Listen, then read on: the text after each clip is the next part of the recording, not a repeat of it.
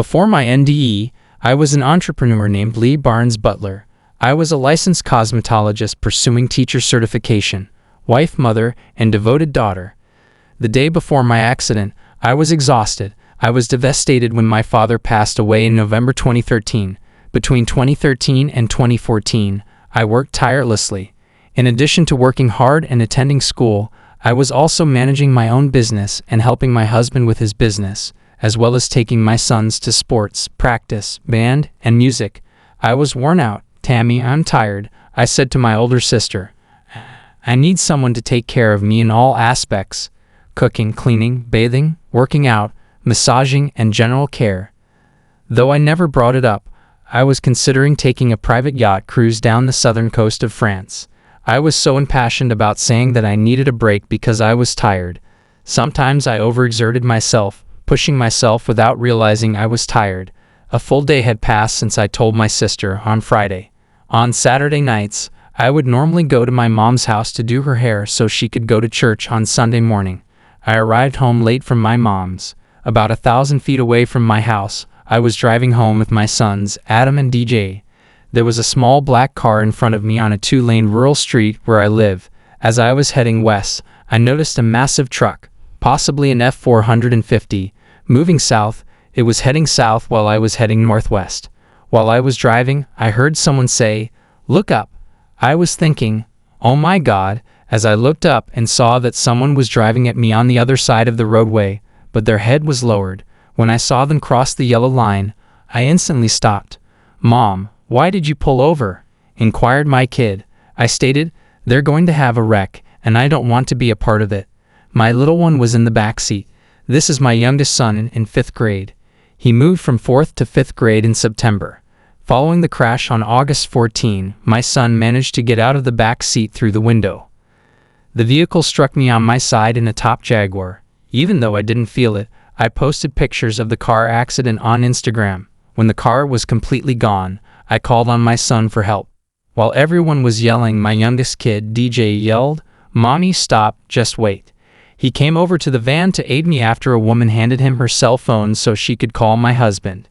However, my feet were caught between the accelerator and brake. I had no idea why, but I stopped and put my right foot on the brake. I'm not sure why I did it. My left foot was trapped above my ankle as her car hit the stop and accelerate. I was dreaming and not dreaming. When I was unconscious, all I did was close my eyes, and occasionally you could see nothing at all. In that very moment, I was transported back to my elementary and junior high school auditoriums. The aisle in the auditorium was sloping when we visited there for multiple programs. I moved ahead then. I put my hands on this smooth surface, and even though I was unconscious, I knew I was in the front row and aisle. I was transported to a stage. I was seated in the first row at the LA, but I was unable to move forward because of the person sitting next to me.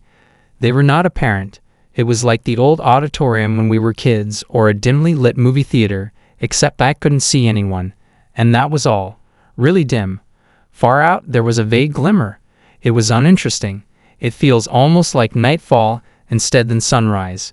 The dark hue was unclear, but I wasn't thinking about that. Though I could not hear or feel them, I knew that people were around me. I heard voices in the choir. Even in silent moments, their presence was evident. You felt as though they were there. There is no secret what God can do. He'll extend His kindness to you as He has to others. He's reaching out to embrace you. It's no secret that God is able. Most amazing tune. I can still feel how beautiful it was. I couldn't see the choir, but it sounded like hundreds of voices. They were singing inside of me. The choir sang and moved. I knew because I was swaying with them. I joined in and clapped. I experienced peace, joy, love, and happiness. I had never experienced such a magnificent form of love before. I had the impression that I had come home, similar to a fantastic encounter. I sensed them even if I couldn't see them. While I couldn't see the chorus, I could feel it. It was bursting with incredible love. This is unlike anything I've ever felt. I was unaware of it. I was unconscious, and I was unaware of it. I had no knowledge. I was aware that I was in a tranquil setting. Love was all around me. It was a beautiful location. Nothing comparable to this. I recall, you remember when I was in the choir, and something happened. As if the reason I was observing this woman was, I thought she was waking me up by giving me a shake from behind. I imagined myself in the car, swaying and singing. I heard myself start to sing. I was being woken awake by a woman in the back who was screaming, "Don't open your eyes, they're going to cut the top of your car off." Still, I continued to sing and sway. I realized I was singing, so I went back to the chorus. My spouse snapped pictures of me from a distance while they worked on me, surrounded by a hoist, in this haven of peace and love. I screamed and came back to my body after they had dragged me out of the automobile because my hip joints had broken free from my body, causing excruciating pain. Not realizing I had a broken head, I lost 6 quarts of blood. Thus, when the airbag exited the steering wheel, shattered off the door, and struck my head, I saw pictures of my face all bloody. I was so in love and at peace that I didn't know I was in. It took 2 jaws of life and an hour to get out of the car, but thank God I was spared all the pain. To get me out, they had to cut doors and the roof of the car for 45 minutes, making an hour. My 2 sons and I were transported to the hospital in an ambulance. My oldest son had a broken arm that needed stitches and more care. Since his arm separated from his shoulder, it was behind him and beneath his shoulder blade. I was put in the hospital and had a CT scan. My femur fractured in 3 locations: my arm, hips, foot, and ankle. I had a metal plate and shattered my arm multiple times. In an institution for specialized nursing, I felt comfortable in the hospital before everything happened. I never cried and I was fearless. I felt the love of God. I felt the love of God. I was at ease. Instead of dread, I felt God's love. I didn't fear my challenges or cry. I apologize. The scene was stunning, and nobody in the emergency room informed me that I had blood on my face or head. As they reattached my ankle and head, I felt every staple. I cried out at every staple, but since they'd given me all the painkillers, I could be at ease despite my suffering. My sister was crying, and my husband was worried when the surgeon arrived to perform the emergency surgery because it was midnight when everything happened and they brought me to the hospital. Despite this, I felt calm and at ease. It is not peace like I have ever known. One could truly sense God's love there. I said a prayer, met the anesthesiologist, and prayed for the surgeon before the procedure. When they woke me up in excruciating pain, I was asleep. I lost 6 pints of blood after 5 days in the hospital, and I had to retrain my muscles to walk at a skilled care facility. It took me a while to learn how to walk in skilled nursing facilities. They had to take care of me because I was in a diaper. They fed, shampooed, and showered me because I was unable to. Massages and leg and arm movements were part of the therapy to increase circulation. Father God, why? I exclaimed. What took place? What brings me here? Why did this happen to me? Why? Remember what you said. It then said, you want someone to take care of your cleaning, cooking, exercising, hair shampooing, and bathing. I say, but I didn't mean it like that. Well, that's how you said it. And the power of words, it came back to me. You get what you say when you speak it, because words don't return void. Sometimes we speak from a place of passion, even when we don't mean for something to happen this way. Since you are the rightful owner of the words, they return. Thus, the strongest feeling you have when you feel more strongly about something is, oh, I need this. Oh, I'm so worn out. I must take a rest.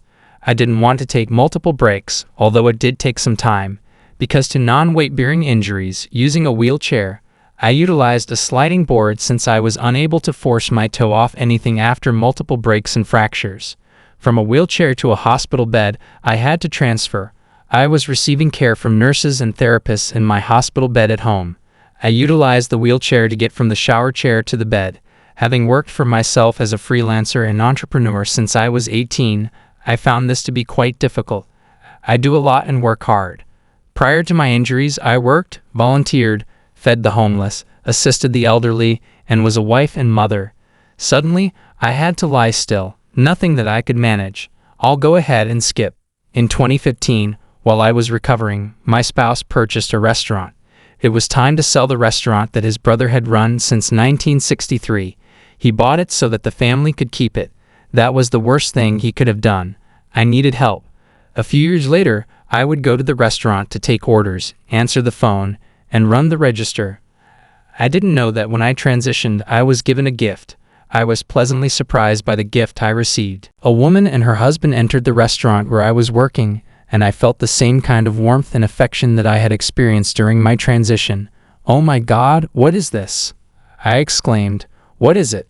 And it felt so fantastic that I exclaimed, "Oh my God, I know this feeling, right?" After transitioning, I then simultaneously felt and heard all of this, and I said, "Excuse me, may I say something?" They responded, "Yes." I replied, "I feel ancestral energy connected to you, right?" And I'm thinking, what the heck did I just say?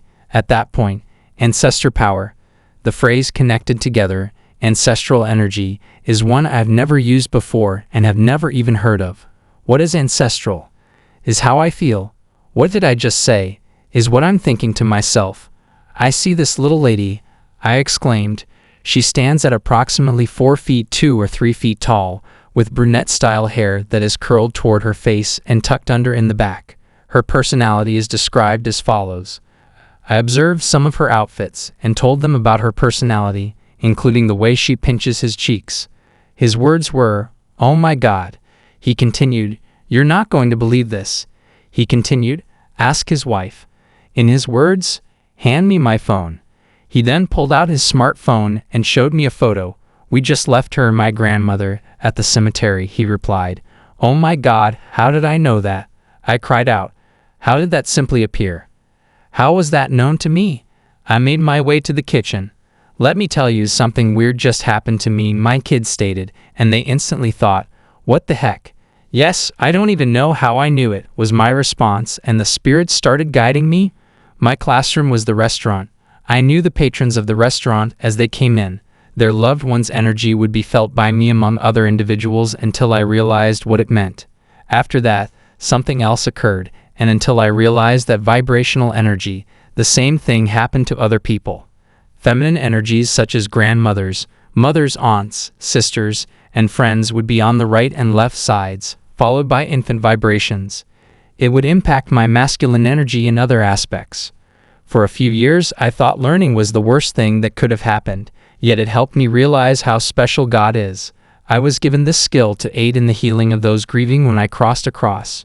New gifts started to appear as soon as I realized that. I would tell them how I was feeling at the restaurant, and they would cry and be happy. I knew people who had lost both parents and children. People were able to heal because of many amazing happenings, even when they are unaware of what occurred to their loved ones, newborns, or children. Death is not the end. I would express what I felt or saw, and when it arrived on schedule, I was like, wow. When a woman entered the restaurant while I was handling the register, I felt lightheaded. I never get lightheaded. "Oh my God, darling, I just got dizzy," I exclaimed to my husband. "What's wrong?" he inquired. I said, "I'm not sure. I was feeling great until I suddenly started to feel really dizzy." I was terrified and asked myself, "What's going on?" It vanished once the woman left, and I thought, "Oh my God." A couple of days later, 2 more women came in. I spent some time in front of the restaurant. When the lady walked into the restaurant, I felt lightheaded and like my head was swimming.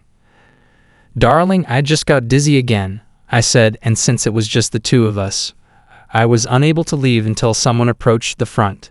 I understand that someone said, "Ask them which one of them is dizzy." I apologized and asked, "May I ask you a question?" I said, "Which one of you guys is dizzy?" The woman replied, "I am." I exclaimed, "Oh my God." Then I felt something in the back of my ear. "You shouldn't let your sister drive like that," I remarked. "That is very awful." "How did you feel that?" she said. I said, "I don't know, because that was the second time that happened to me."